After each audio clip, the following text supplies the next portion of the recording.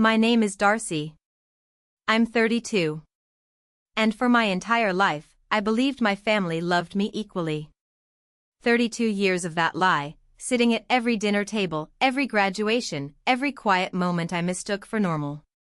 It ended in a phone call. 3 days before my wedding. My own father's voice, flat, rehearsed, telling me he wouldn't walk me down the aisle. Because my sister asked him not to. What did I find out next? That she'd threatened him with his grandchildren. That my mother called it empowering to walk alone. That my sister had been telling her hairdresser my happiness was the problem. All of it unraveled in 72 hours. And the man who shattered everything? He was sitting in his garage that Friday night, staring at an old photo of me, completely unaware that by Saturday, the whole world would see exactly what he'd chosen.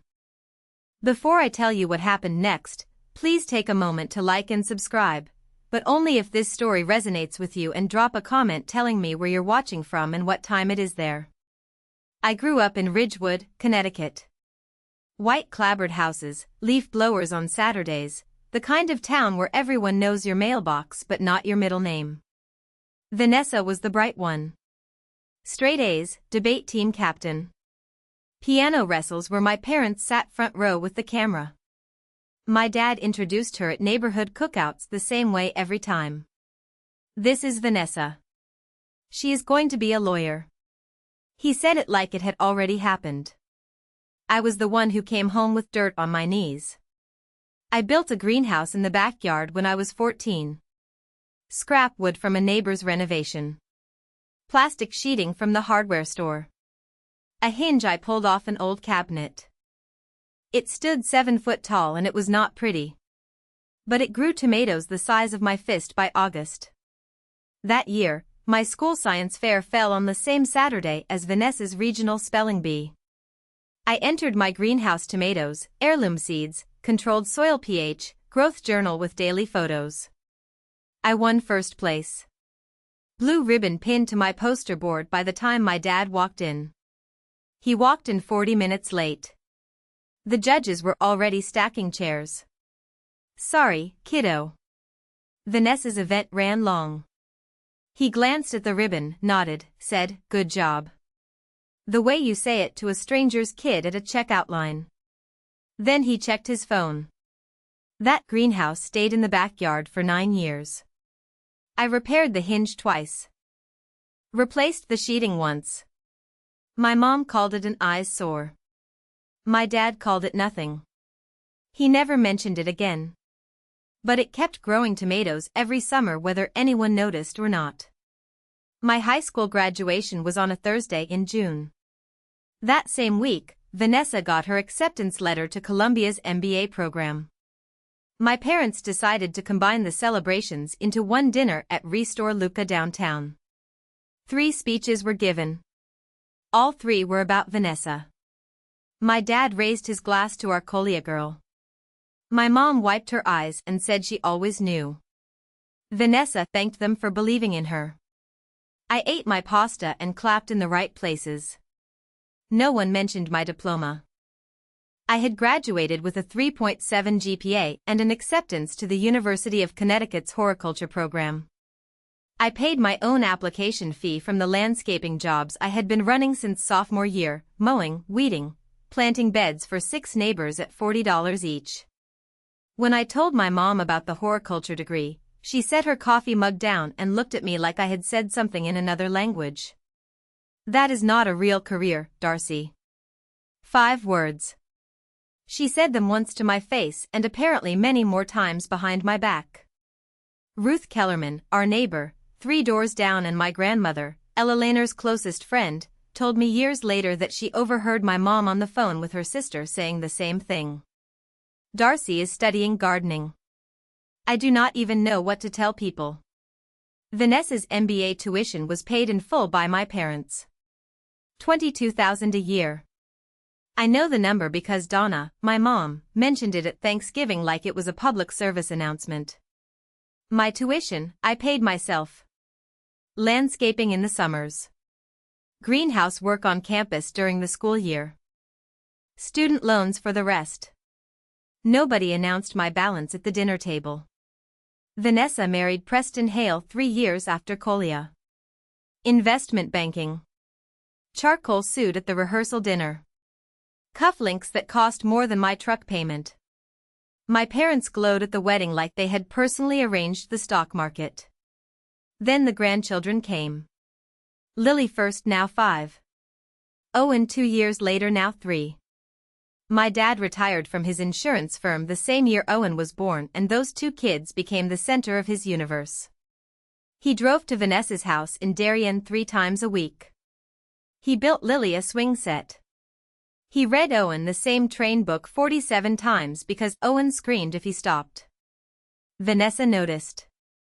She noticed the way you notice a lever you can pull. The first time she used the kids was over Christmas seating. Vanessa wanted the head of the table. My dad gave it to her. The second time was about a family photo. Vanessa wanted it retaken without me in the background. My dad asked me to step aside. The third time I heard it myself. Speakerphone. My dad did not realize I was in the kitchen. If you walk her, I will not bring the kids to Christmas. My dad paused. I could hear his breathing through the phone. Then Vanessa's voice, calm and practiced. I mean it, Dad. It is too much for me right now. You know what I am going through. My dad said, okay, Nessa. Okay. My mom walked into the kitchen 30 seconds later, saw my face. She knew I had heard. Her response was not an apology. She is their mother, Richard. Do not push her. That was the hierarchy. Vanessa, then the grandchildren, then my parents' comfort, then somewhere below the property taxes. Me. I met Marcus Delaney on a Tuesday in April, 3 years ago. I was planting a rain garden for the county drainage project along Route 12.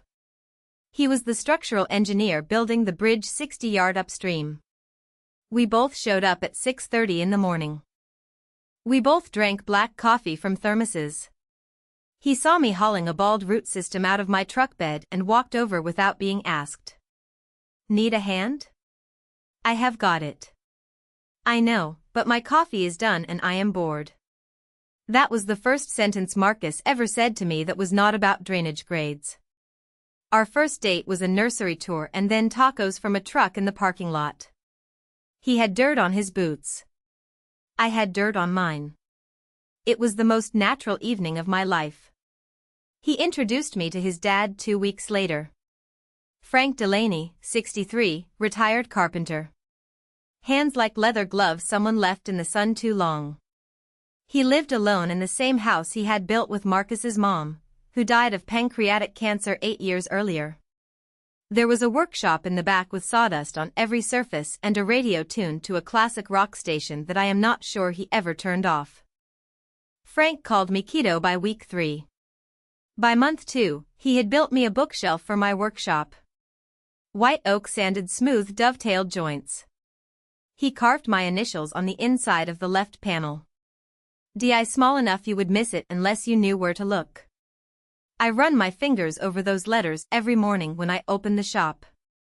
You got dirt under your nails, he said the first time he visited my greenhouse. Good. Means you built something today. Nobody in my family had ever said that to me. Marcus proposed in the botanical garden I designed for the Ridgewood Public Library. It was an October evening and the Japanese maples were turning that deep burgundy that makes people stop their cars. He got down on one knee next to the stone bench I had set into the path 2 summers earlier. I said yes before he finished the question. That night I called my parents. My dad picked up on the 4th ring. I told him. There was silence for about 3 seconds. Then congratulations. Not I am happy for you. Not tell me everything. Just the word you say when a coworker announces their promotion. My mom took the phone. Is he from a good family? She did not ask if I was happy. She did not ask about the ring or the garden or the evening. She asked about his family the way she might ask about his credit score. He is, I said. His dad is a carpenter. Silence again. The kind where someone is choosing not to say what they are thinking. I sent the wedding invitation by hand. I designed it myself. Botanical illustrations along the border. Pressed fern on the inside flap. I drove it to their house and left it in the mailbox because I did not want to watch them open it. I also asked my dad to walk me down the aisle. He said yes quickly, almost reflexively, like someone agreeing to hold a door. Marcus said what he always says when I give my parents a chance they have not earned. He put his hand on my knee and looked at me with those steady brown eyes. You know who they are, Dar. I know, but I want to give them one more chance. He nodded. He never tells me what to do with my family. He just makes sure I have somewhere soft to land afterward. The call came on a Tuesday evening, 3 days before the wedding. I was in the workshop trimming the last roses for the centerpieces. 14 arrangements, each one hand-tied. The radio was playing something with a fiddle and I was humming along when the phone lit up on the workbench. Dad. I wiped my hands on my jeans and picked up. Darcy, I need to tell you something. His voice was the one he used when he was about to deliver bad news to a client. Steady but detached. Professional avoidance. I am not going to walk you down the aisle. The pruning shears were still in my other hand. I set them down slowly. The way you set something down when you are not sure you can hold it without breaking it. Vanessa says it would upset her. Dad. Vanessa is not getting married. I am. She says seeing me give you away would be too painful right now. Her marriage is going through a rough patch. You know that. So my wedding day is about her feelings. Silence long. I could hear the television in his den. Some game show. I am sorry, Darcy. I did not yell. I did not cry. I asked him one question. The only one that mattered. Did Vanessa threaten you with the kids again? More silence. Then his voice dropped lower as if someone might hear. She said if I walked you, she would not bring Lily and Owen to Christmas. There it was, the lever. The same lever she had been pulling for years, and he had been folding to every single time. His grandchildren traded for his daughter's wedding day, and he chose the trade without blinking. Okay, Dad. Darcy, please understand. I said, okay. I hung up, set the phone on the workbench, picked up the shears, finished the 14th arrangement. My hands did not shake. I wanted them to. Shaking would have meant I was surprised. I was not surprised. I was just finally done pretending I might be. My mom called 10 minutes later. Right on schedule. Donna Ingram does not leave loose ends. Your father told you. Yes, Darcy. Do not make this bigger than it is. Go solo. Lots of modern brides walk alone. It is actually quite empowering if you think about it. She said empowering the way someone says organic when they do not buy organic. Mom, I asked Dad a year ago. He said yes. Things change. Your sister is hurting and I am not. Pause. I heard her take a breath. The measured kind, the kind she uses before she says something she has already decided is reasonable. You have Marcus. Vanessa has no one right now. I almost laughed. Almost. Because the math of it was so perfectly Donna. Vanessa's pain outweighed mine because Vanessa's pain always outweighed mine. Not because it was larger. Because it was hers. Stop making drama, Darcy. This is not the hill. I hung up, walked out to the porch, sat on the top step. The October air was cold enough to see my breath, but not cold enough to go inside. I held my phone in both hands and stared at the garden I had planted when I moved into this house 4 years ago. Hydrangeas along the fence, lavender by the walkway, a dogwood I put in the first spring that was now taller than me. Marcus found me 20 minutes later. No tears, just sitting, holding the phone like it was something I was not sure I wanted to keep. He sat down next to me, did not ask what happened, did not say, "I told you so." Just put his arm around my shoulder and waited. After a while, I stood up, walked through the workshop, stopped at the oak bookshelf Frank built me, ran my fingers along the inside panel, found the carved letters, DI, traced them twice, then I went to bed. Wednesday morning, 2 days before the wedding. Marcus made eggs, scrambled the way I like them, with chives from the windowsill pot he keeps alive for me because I somehow managed to overwater indoor plants while running a professional landscaping business. He set the plate down, sat across from me, waited. "My dad is not walking me. I heard you on the phone." He poured coffee. "What do you want to do?" Not "I will fix this." Not "let me call them." Just "what do you want to do?" That is Marcus. He does not rescue. He stands next to you and hands you the thing you need. "I do not want to walk alone." Then you will not.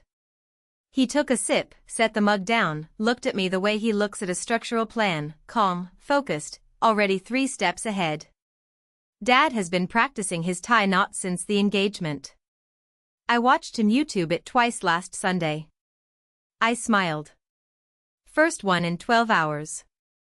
I cannot ask Frank to do that. It is too much. Dar, that man built you a bookshelf he did not have to build. He drives 40 minutes to your shop on Saturdays to fix hinges you did not ask him to fix. He set a place for you at Sunday dinner 2 months after we started dating and has not removed it since. I stared at my eggs. He has been waiting. Marcus said he just did not want to overstep. The thought of it made something crack open in my chest. Not pain, something warmer. The realization that the person I needed had been there for 3 years, sanding wood in his garage, calling me kiddo, showing up for every single thing my own father had skipped. "Okay," I said. "I will ask him today." Jeanette called an hour later. My best friend, maid of honor, the kind of woman who tells you your hair looks terrible before a date and then fixes it in 90 seconds. She had run into Vanessa at the salon in Darien that morning. Same colorist apparently. Small towns have long arms. "Your sister was there," Jeanette said. And she was not subtle. "What did she say?" "She was telling the colorist about your wedding, how stressful it is, how it is making everything about Darcy again." I closed my eyes. Again, her word. She said, and I am quoting, "Darcy always gets the attention now. Ever since she started that garden business, it is like the rest of us do not exist." I almost dropped the phone. Darcy always gets the attention. Me. The one who won a science fair to an empty chair. The one whose graduation dinner became a Columbia acceptance party. The one whose career was publicly labeled not real by her own mother. She also said, and I wish I were making this up, her little garden business is not even real work. There it was, the same sentence. Donna's words in Vanessa's mouth passed down like a family recipe nobody asked for. Jeanette's voice softened. "She is not upset about the wedding, Dar. She is jealous. You have Marcus. You have your business. You have a life that does not need her to validate it, and she cannot stand it." I sat with that for a minute. Jeanette is right about most things, and she was right about this. Vanessa did not want my dad to walk me because it would hurt her. She wanted him to stay home because my happiness was something she could not control, and controlling the aisle walk was the closest she could get. I should tell you about Thanksgiving. Last November, Vanessa hosted because Donna insisted. "Your sister has the bigger dining room." This was technically true. It was also beside the point. Preston sat at the head of the table in a shirt that probably cost what I charge for a full garden install. He checked his phone 11 times during the meal. I counted because I was seated directly across from him and there was nothing else to look at while Donna talked about Vanessa's kitchen renovation. Vanessa was loud that night.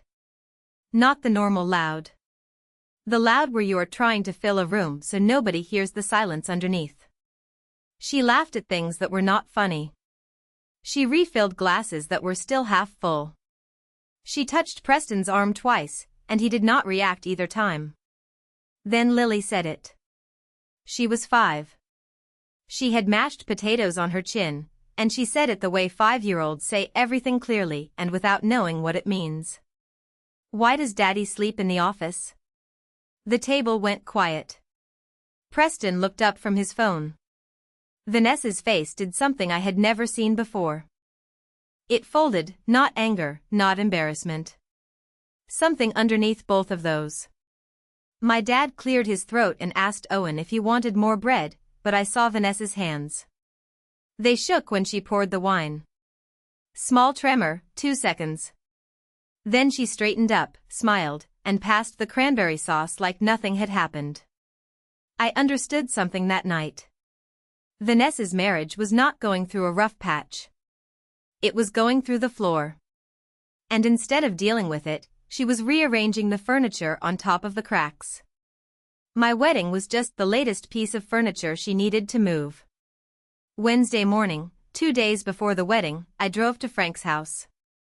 He lives on a dead-end road off Route 9 in a town called Chester. The house is brown shingled, singlestory with a porch he rebuilt in 2019 and a garage that smells like linseed oil and cedar. The radio in his workshop plays classic rock at a volume that suggests he believes Led Zeppelin should be experienced as a background presence in all human activities. He was sanding a rocking chair when I pulled in. Teak beautiful grain. He was in his work apron, the one with sawdust permanently embedded in the fabric like a second texture. I stood at the garage door for a full 10 seconds before he looked up. Hey kiddo. He blew dust off the armrest. Coffee is on inside. Frank. He must have heard something in my voice because he set the sandpaper down immediately, turned to face me, wiped his hands on the apron. My dad backed out of walking me down the aisle. He did not say, I am sorry. He did not ask why. He did not shake his head or offer an opinion about my father or my family or the situation.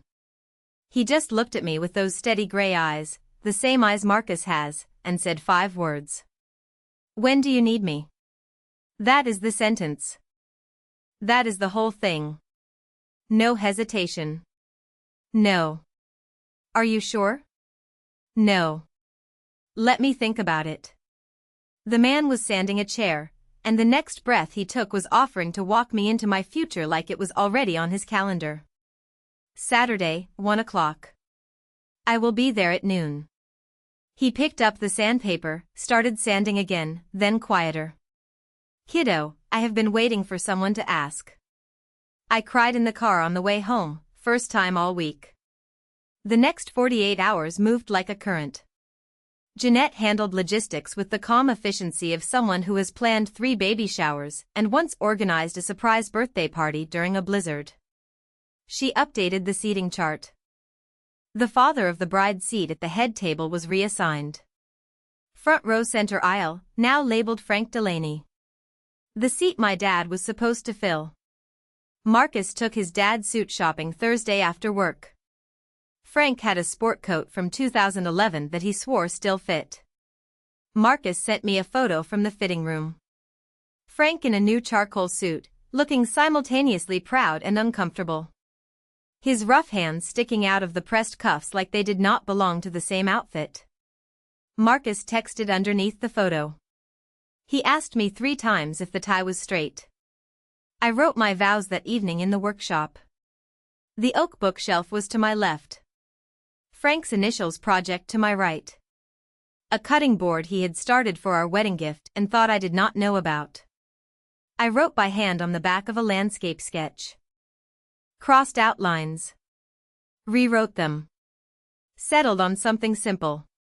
My parents did not call Wednesday, did not call Thursday, did not text. I checked my phone twice Thursday night and then put it in the kitchen drawer.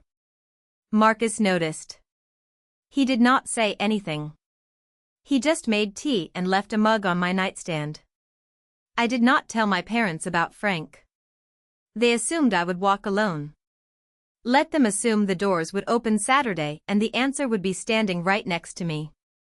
Thursday afternoon, 2 days before the wedding. I was reorganizing the centerpieces in the workshop when there was a knock at the front door.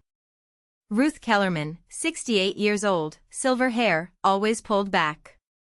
She lived 3 houses down from my parents and had been my grandmother Ella Lehner's closest friend for 40 years. When Ella Lehner died 11 years ago, Ruth was the one who sat with her at the end. She was also the one who told me about Donna calling my career gardening behind my back. Ruth stood on my porch holding a yellowed envelope. "Your grandmother asked me to give you this," she said the week before she passed. "She told me to hold it until you were getting married." Ruth's eyes were damp. "I have been carrying it for 11 years, Darcy. I was beginning to think it would outlast me." The envelope was soft at the edges. My grandmother's handwriting on the front, just my name, Darcy. I opened it at the kitchen table. Ruth sat across from me and did not speak. The letter was short, 12 sentences. Ella Lehner had always been efficient with words. "Darcy, when you read this, you are about to walk into the most important room of your life. I wish I could be there. I wish I could tell your mother to sit down and let you shine. I wish I could tell your father to look up from whatever is distracting him and see you. But I know how that family works. So let me say what they will not. You have always been the one who builds. From that greenhouse to whatever you are building now, you make things grow where nothing was. Do not wait for them to see it. The people who show up are your real family. I love you. Build something beautiful." I read it 3 times, folded it carefully, placed it in the clutch bag I would carry on Saturday. Family is who shows up. Thursday night passed without a call. Friday, the same. No text, no voicemail, no last-minute change of heart from Richard or Donna. Friday evening was the rehearsal dinner. Frank drove 40 minutes from Chester. He arrived 20 minutes early and helped the caterer move tables because he saw them struggling and could not watch someone carry a folding table incorrectly. 30 guests, all from Marcus's side, my college roommate Alexis, 2 women from the greenhouse workshop group I run on Saturday mornings for local moms, Ruth, Jeanette of course, and nobody from my family. The barn venue looked beautiful.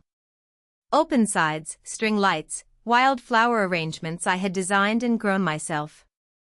Lavender and Queen Anne's lace and late-season dahlia in copper vases I found at an estate sale in Litchfield. Frank stood up for the toast. He held his glass the way he holds a chisel firmly like he means it.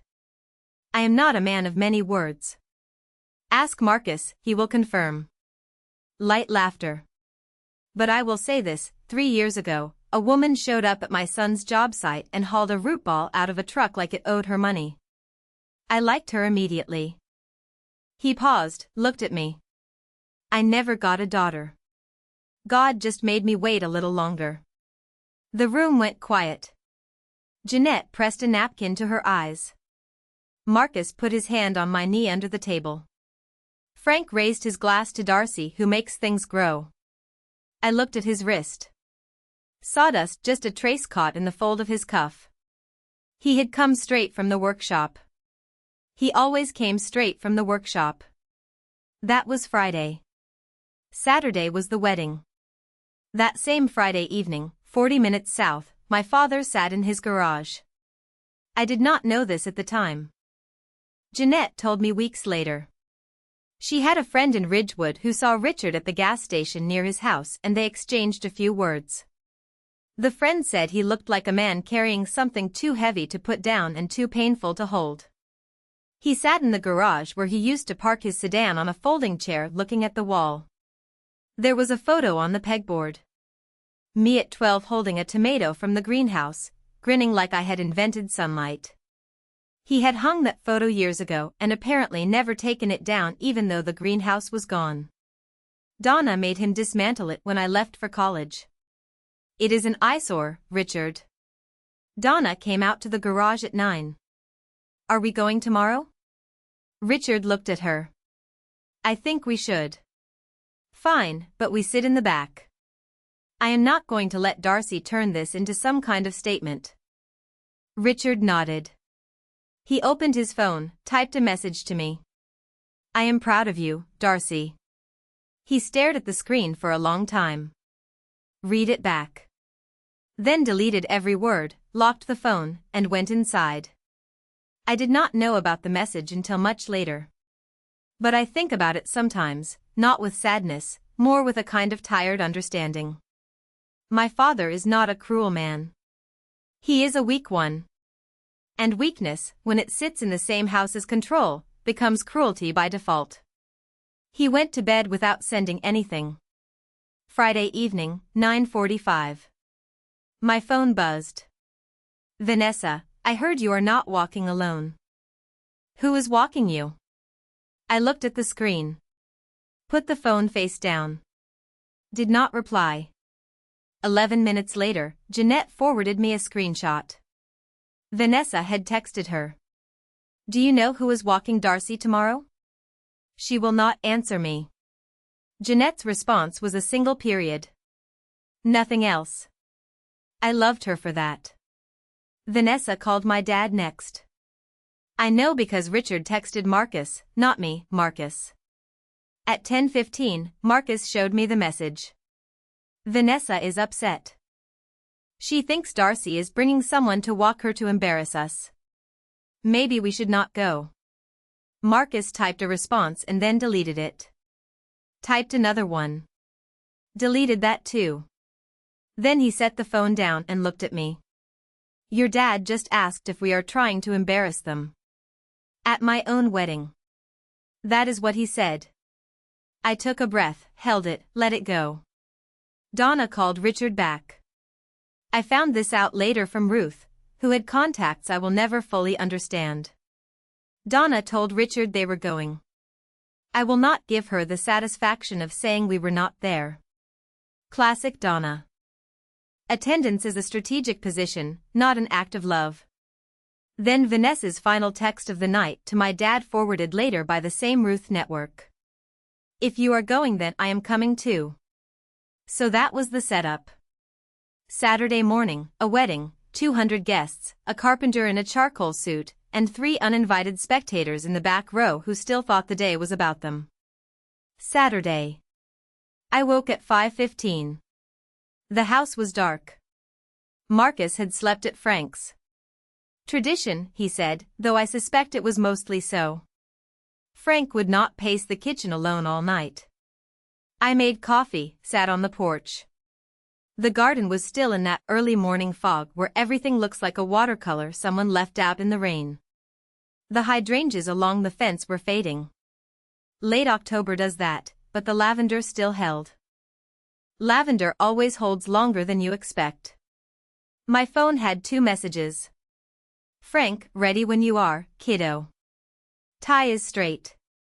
I checked 4 times. Marcus, see you at the end of the aisle. I will be the one who cannot stop smiling. I looked at my hands. Calluses on the pads below my index fingers from years of pruning shears. A thin scar on my left thumb from a greenhouse repair gone wrong when I was 17. Soil under the nail of my right ring finger that I must have missed in the shower. These hands built a greenhouse at 14. They planted lavender and hydrangea. They dug beds for 6 neighbors at $40 each. They signed a business license, shook hands with clients, arranged 14 centerpieces for a wedding that my own parents could not be bothered to attend with grace. I finished my coffee, washed the mug, showered, dried my hair, pinned it up with the pearl hairpin Ruth had given me along with Eleanor's letter. It had been my grandmother's.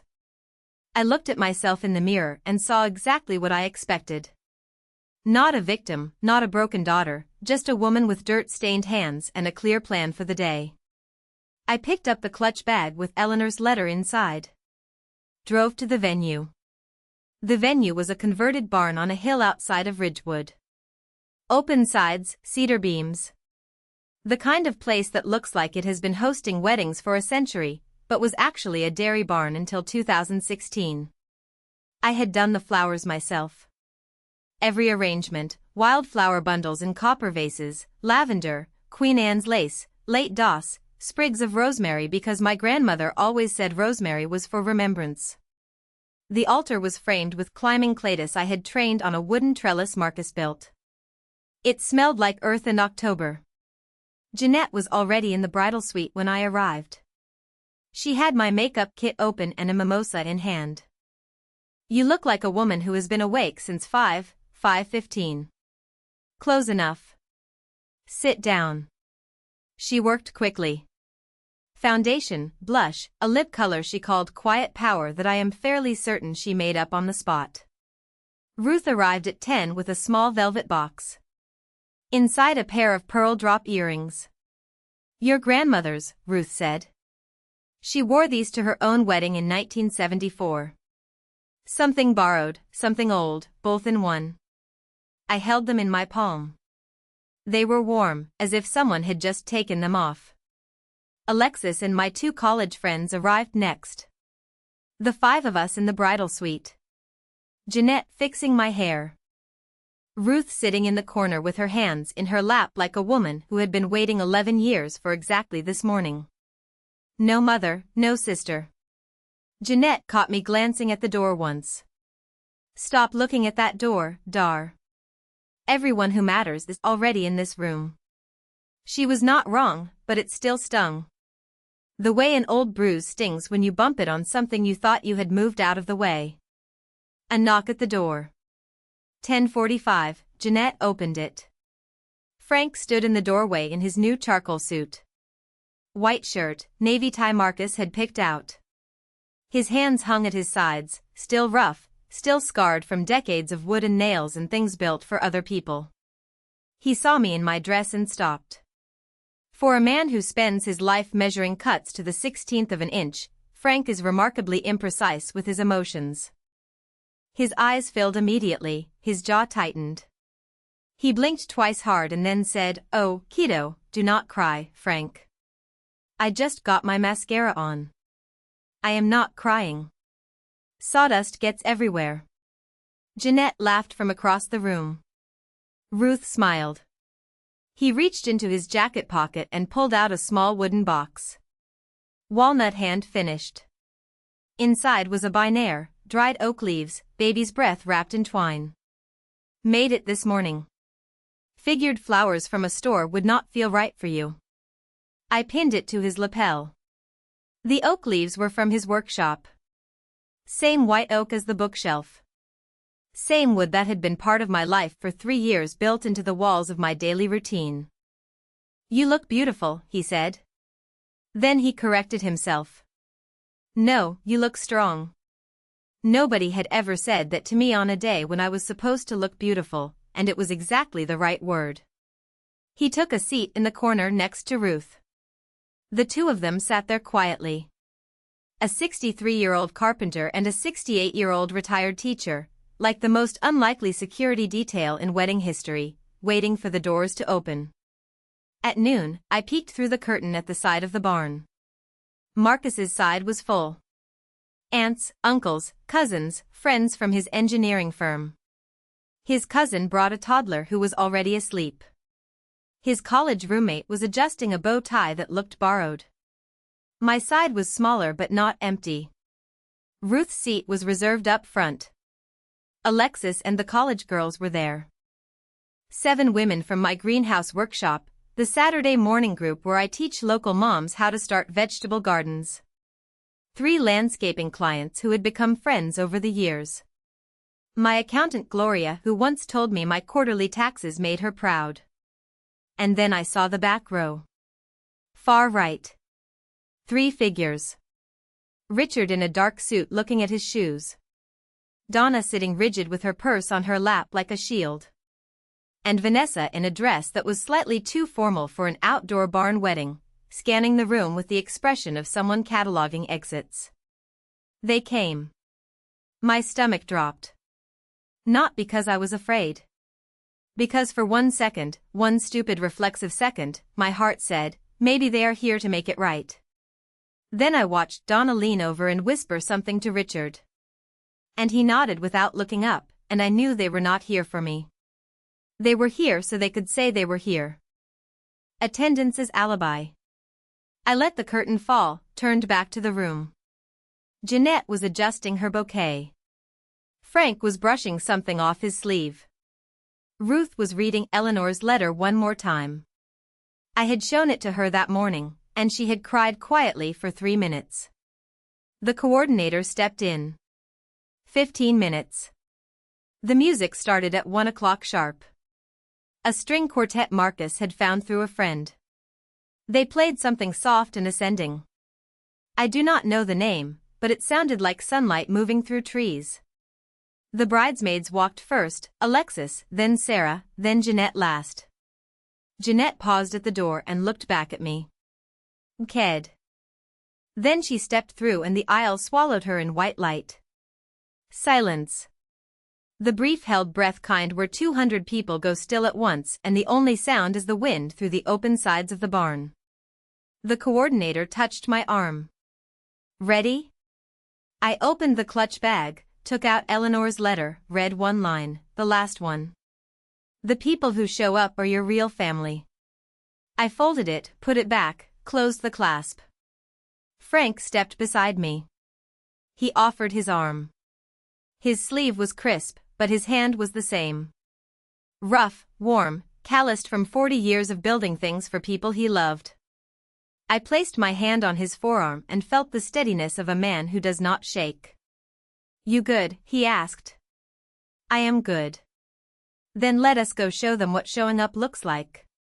The barn doors swung open. Light flooded in.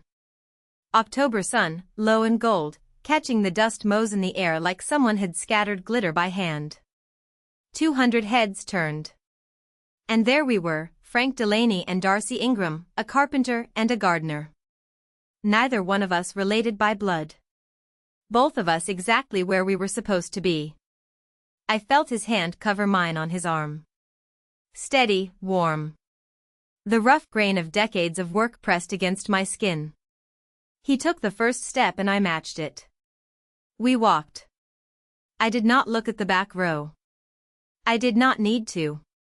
I looked straight ahead where Marcus stood at the end of the aisle with wet eyes and a grin that said everything his words would say later. This was my wedding day. And I was not walking alone.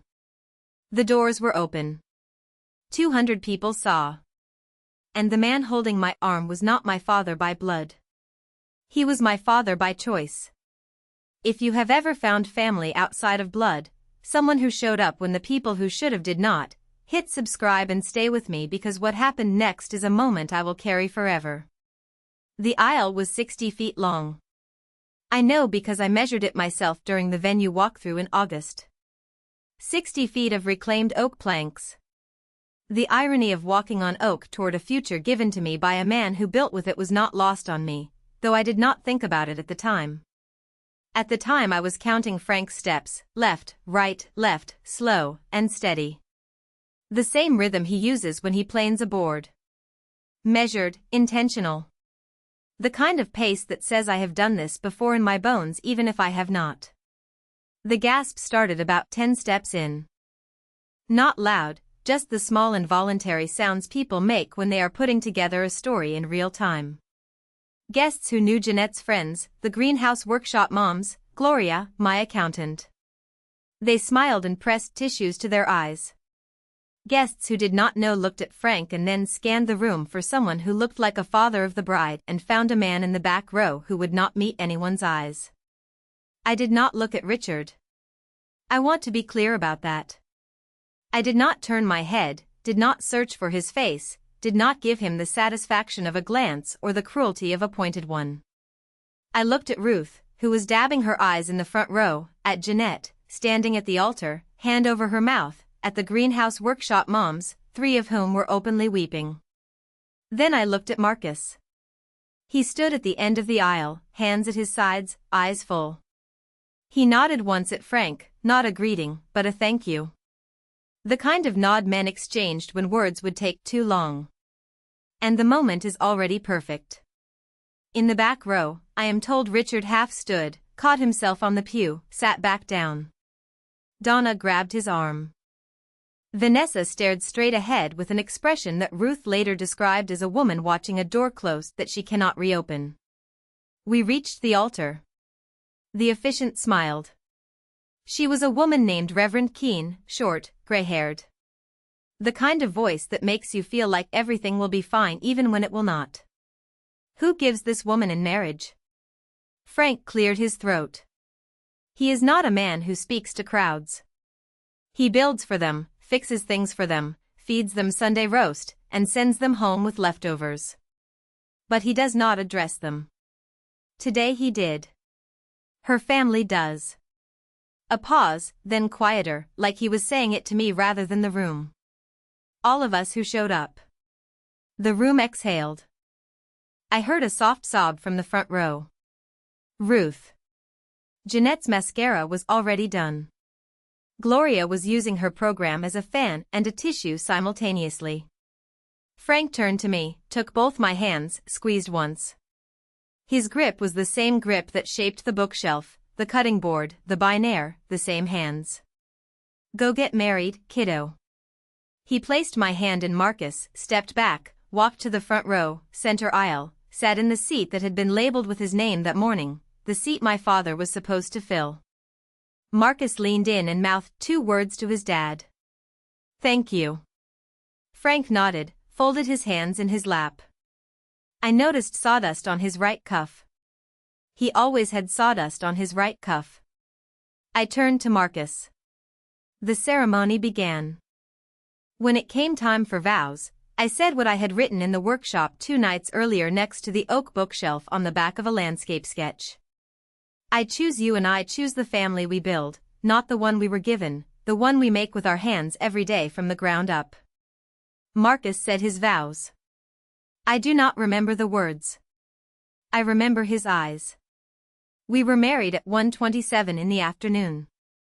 The reception started at 2. Same barn, tables rearranged, string lights on. The band played something acoustic and warm. People danced. Owen, Vanessa's 3-year-old, ran between tables, chasing a balloon that had escaped its anchor. Lily sat on Richard's lap and asked for cake. At 3, Frank stood up for his toast. The room quieted the way rooms do when they can feel something real about to happen. I am going to keep this short because Marcus told me if I talked for more than 2 minutes, he would play me off with a trombone. Laughter. I do not own a trombone, so I believe him. He held his glass. The first time Darcy came to my house for Sunday dinner. I had a fern on the windowsill. It was dying. Had been dying for a year. I had given up on it. She walked in, looked at it, and within 10 minutes she had repotted it, moved it to a different window, and told me I was overwatering. He looked at me. I knew then any woman who saves a dying plant without being asked is also the kind of woman who will save a dying old man from eating alone every Sunday. Silence. Then the room broke open. Applause. Tears. Jeanette stood up and clapped until her palms were red. People started talking after the toast. Not to me directly, but around me. The way you talk at events when you want the person to overhear. She designed the garden at Ridgewood Library. You know, her company does the courthouse grounds. Have you seen them in spring? She runs a free workshop for moms every Saturday. My work speaking for itself. In a room full of people who came because they chose to while my own family sat at a corner table and said nothing. Richard found me at the dessert table. I was cutting into the lemon cake. My choice, not Donna's when I felt someone step too close on my left side. I knew it was him before I turned. He smelled like the same aftershave he has worn since I was 7. Old Spice, the one in the white bottle. Darcy. I turned. He was holding a glass of water. Not champagne. Water. His eyes were red at the edges and his jaw was doing the thing it does when he is trying not to say something that might come out wrong. That man. He did a good job. His name is Frank. Richard nodded. Frank. Yes. He did a good job up there. He did. Silence. Richard looked at the cake, at the table, at anything that was not my face. I wanted to say I am sorry. I looked at him, not with anger, not with forgiveness. Just the flat, clear gaze of someone who has spent 32 years watching a man choose the path of least resistance. Sorry that you missed it, I said. Or sorry that everyone saw. He flinched small. The kind of flinch that only happens when someone says out loud what you have been thinking for 3 days. Before he could answer, Donna appeared, hand on his elbow, guiding him away the way she always guides him, firmly like steering a cart. Richard, come sit down. She leaned toward me as she turned him away. Voice low, controlled, the same tone she used on the phone Tuesday night. Do not make a scene, Darcy. I picked up the cake knife, set a slice on a plate. I am not the one making scenes, Mom. I am cutting cake. She walked away. Richard followed. He always follows. The father-daughter dance was at 4, except it was not a father-daughter dance.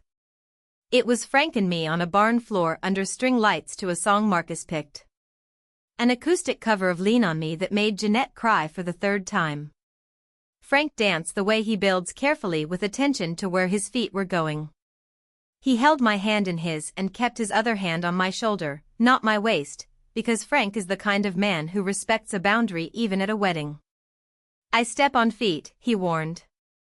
I know, Marcus told me. That boy has no loyalty. I laughed. The room laughed. 200 people watching a carpenter dance with a gardener and feeling something true underneath the music. At the corner table, Vanessa watched. Preston was not there. He had a work trip. Or that is what she told Donna. The chair next to her was empty, and she was gripping a champagne flute like it owed her something. Ruth walked over and sat down beside Vanessa. Not hostile, not warm, just present. The way Ruth does everything, Eleanor would have been so proud of Darcy today. Ruth said. Vanessa looked at her. She would have been proud of both of you, Vanessa, if you had let her. Vanessa's eyes filled.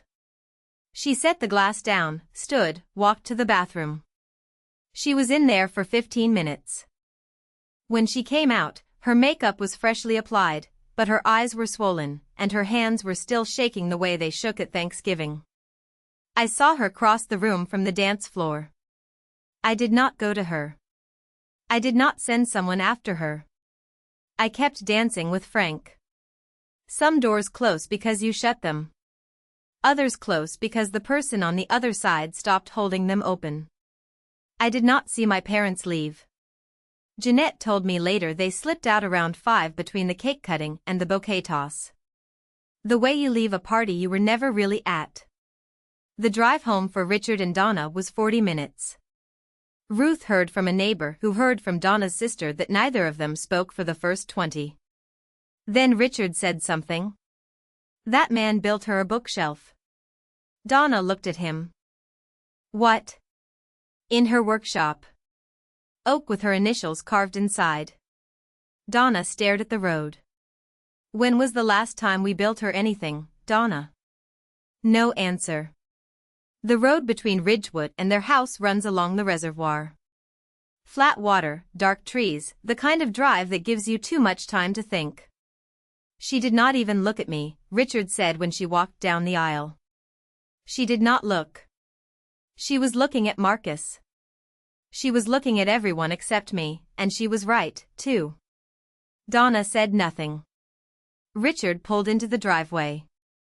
Donna went inside. Richard sat in the car.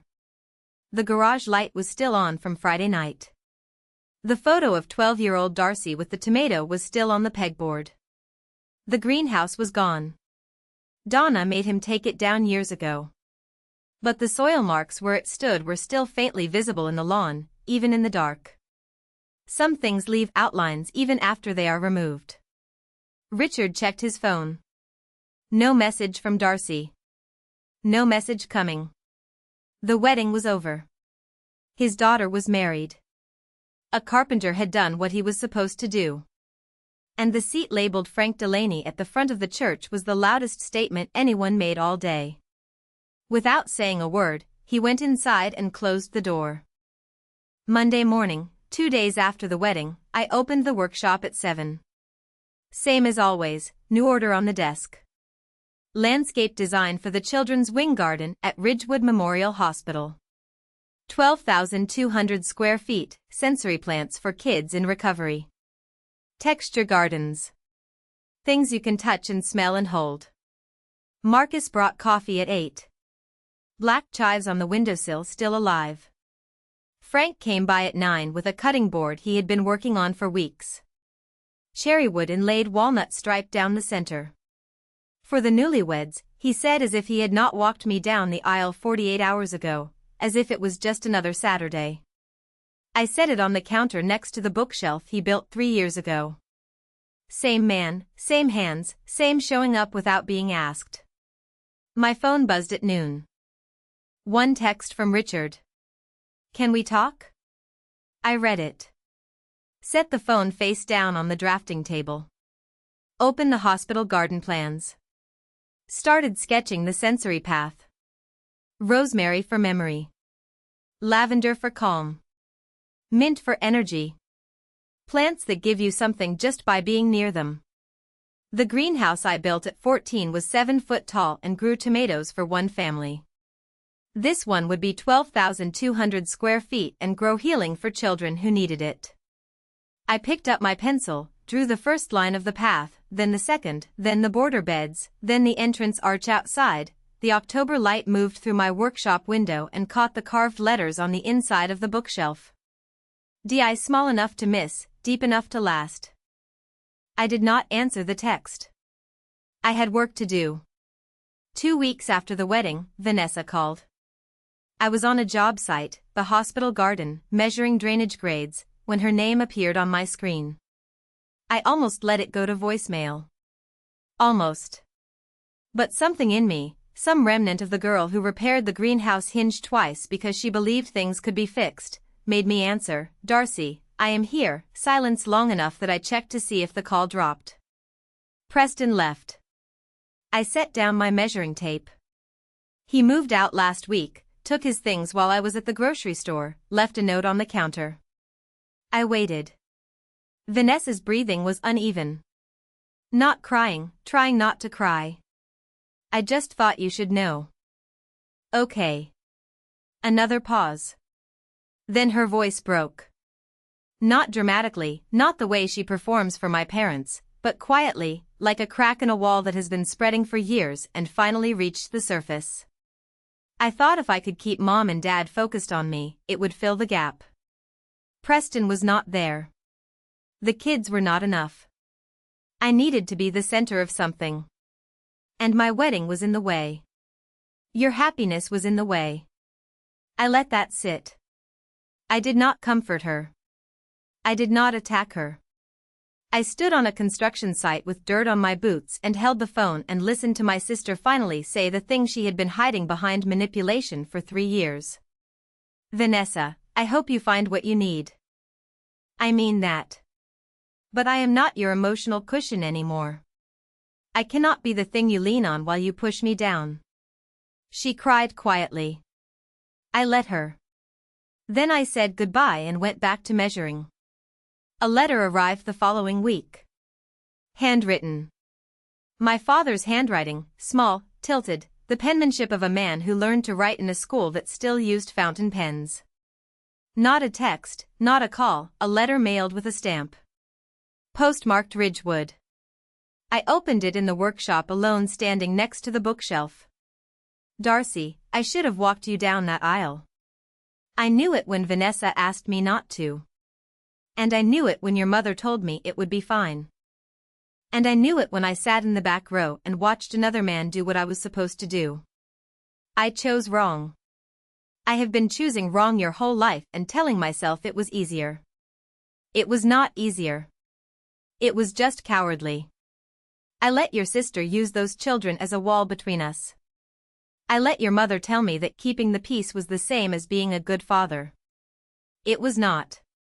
Keeping the peace meant keeping you at a distance, and I did it because I was too afraid of what would happen if I pushed back. Frank earned what I threw away. He showed up. I did not. I do not expect you to forgive me. I do not think I would forgive me either. But I want you to know that the photo of you holding that tomato is still on my wall. And I wish I had told you then what I should have said 1,000 times since. I am proud of you, Darcy. I always was. I was just too weak to say it out loud. Dad. I read it twice, folded it, placed it in the desk drawer next to Eleanor's letter. 2 letters, 2 very different weights. I did not reply. I used to think family was the people you were born to, the ones who shared your blood, your name, your dinner table. I do not think that anymore. Family is the man who drives 40 minutes to your workshop on a Saturday to fix a hinge you did not ask him to fix. Family is a letter in a yellowed envelope from a woman who has been gone 11 years. Family is who shows up. That is my story. 3 days of silence. 1 letter from a grandmother and a carpenter who said yes before I finished asking. If this reminded you that family is a choice, not an obligation, share it with someone who needs to hear it.